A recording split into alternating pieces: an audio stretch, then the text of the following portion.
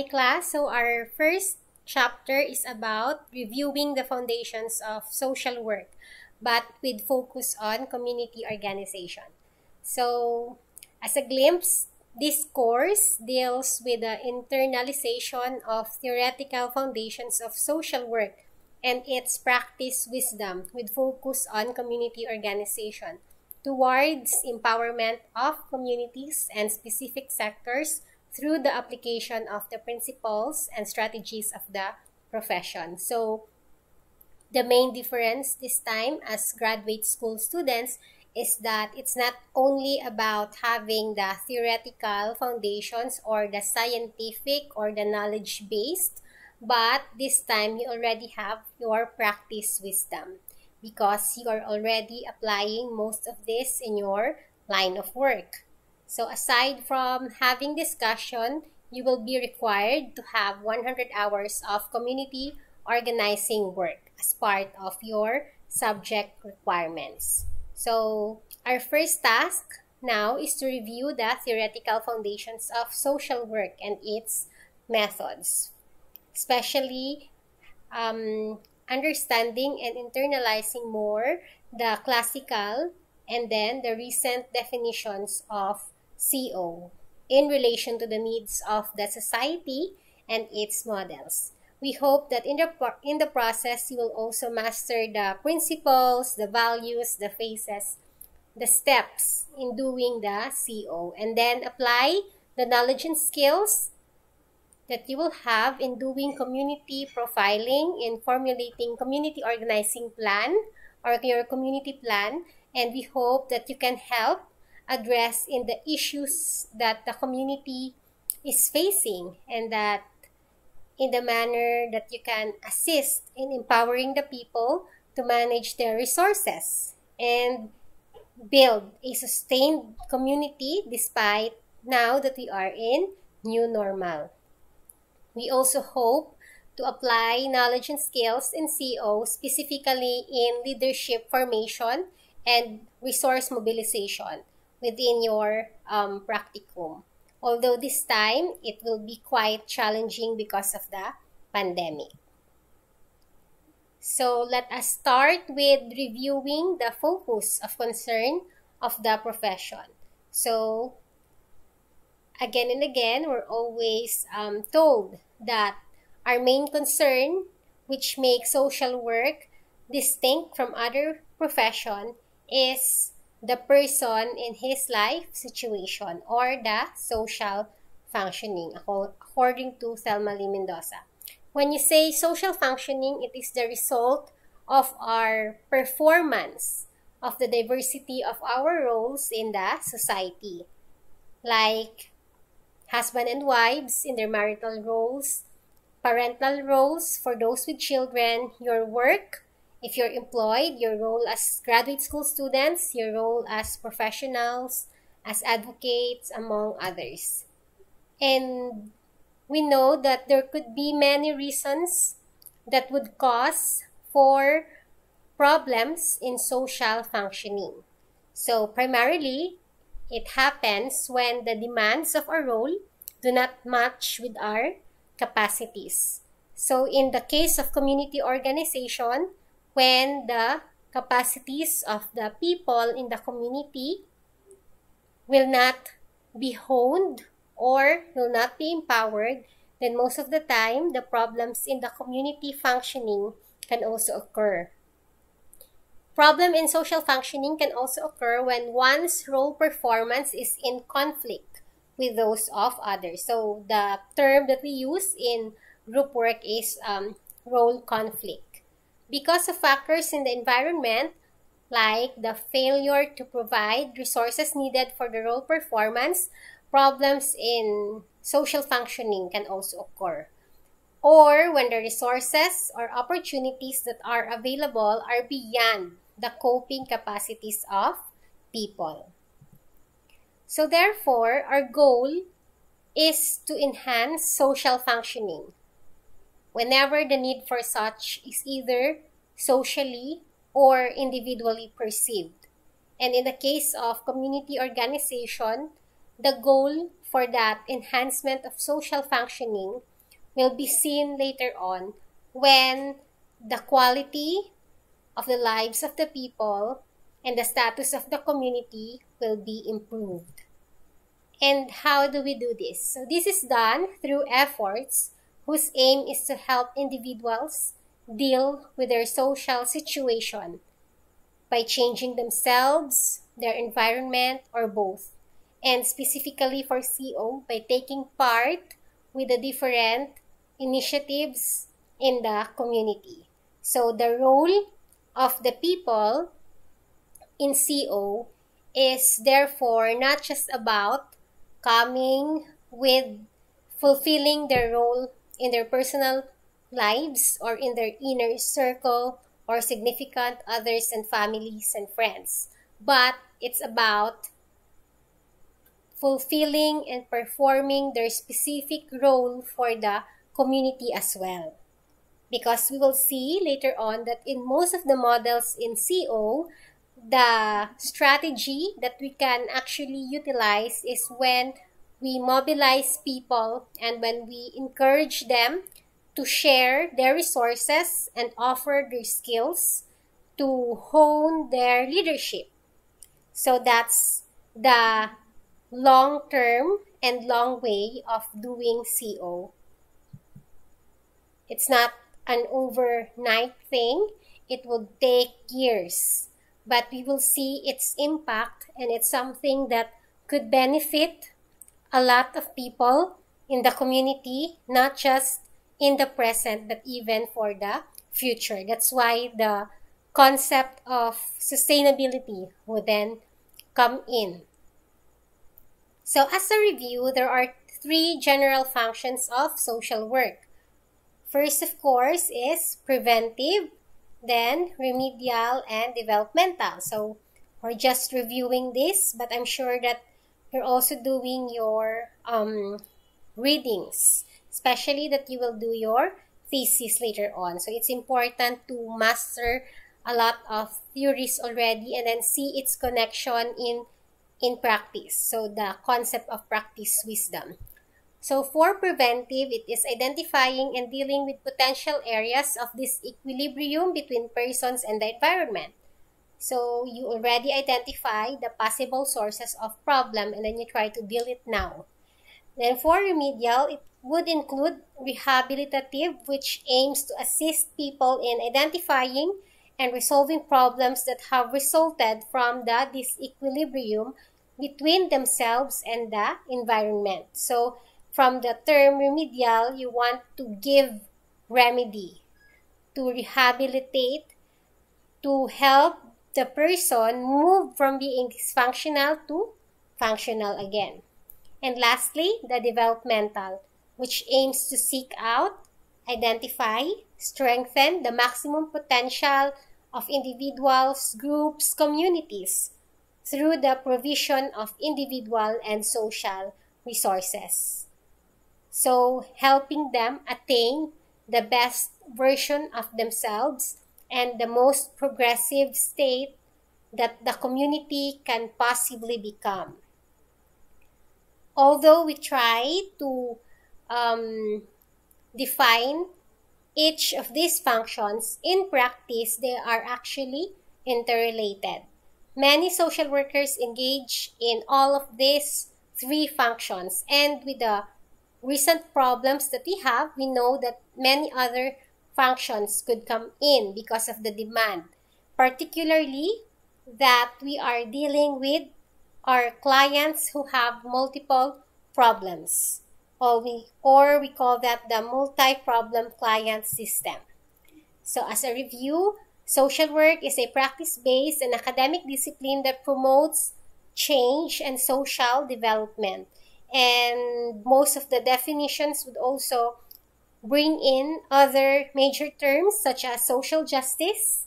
When we say social justice, we are actually making the laws more humane. It's the humanization of laws, social justice. Human rights, collective responsibility, and respect of diversities. which are very vital in the field. It is also considering how can we combine the resources of many sectors so that we can work together to achieve social welfare, or what's the best for everyone. In the process, it would promote social change, problem solving in human relationships, empowerment, and liberation of people to enhance their well-being. And it is Republic Act 4373, which gave recognition to social work as a profession. So what are the attributes or criteria of a profession? So we have, it is a systematic body of theory. It has knowledge base on many different sciences, evidence-based practice. So it is not mere common sense or hit or miss, but it really applies knowledge borrowed from many fields. For the professional authority, it requires having that extensive education which is necessary as a source of our authority. So that authority would emanate from people trusting that we actually know what we are doing, that we are putting science into helping, because after all, anyone can help. But why are we promoting that helping has to be studied as a discipline, and not only as a discipline but even a profession? Then, community sanction. Community gives it certain powers and privileges, just like having control over training centers, admission to the profession, licensing, standards for professional performances, and having organizations which would also help regulate behavior, at the same time ensure that we are continually improving our craft, our profession. Then we have both formal and informal regulative code of ethics. And this code of ethics compel us to behave ethically, and it goes to everyone, so nobody is exempted. And lastly, we have professional culture, which comes with formal, informal rules, norms, values, and symbols. So the focus in this area is on the methodological knowledge and skills for professional social work practice. That's why it's important to understand the what to do and how to do it aspects. So the philosophical foundations of social work are therefore learned in many areas, from the interventive models and approaches in work with individuals, groups, and communities. So these form the primary methods of practice: social casework, group work, and community organization. So the traditional methods of social work developed in US, which were taught in social work schools in the Philippines and applied in practice as separate specialties. But in the Philippines, as mentioned again and again, we are more of generalist practice, meaning we have to know all of these theories and learn how to apply them given with specific circumstances or in accordance to the need of the client. And we also have the secondary methods, which are the social work research, social welfare administration, and supervision. So the other term is auxiliary method, because these methods facilitate the use of the preceding method. So they provide either the data or the logistics or the leadership or the necessary skills needed so that casework, group work, and CO can be properly implemented. So let us define community organization. This is the classical definition from Morey-Ross. Community organization is a process by which community identifies its needs or objectives, orders or ranks these needs or objectives, develop confidence and will to work as at these needs or objectives, find the resources internally and externally to deal with these needs or objectives, takes action in respect to them, and in so doing extends and develops cooperative and collaborative attitudes and practices in the community. So community organization is the process of people coming together because they want to address problem, or they want to change the situation.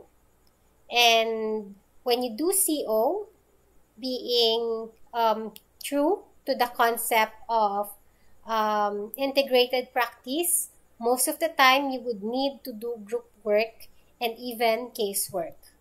It is also defined as a process of identifying the objectives, and then how can you promote collaboration among the people in the community.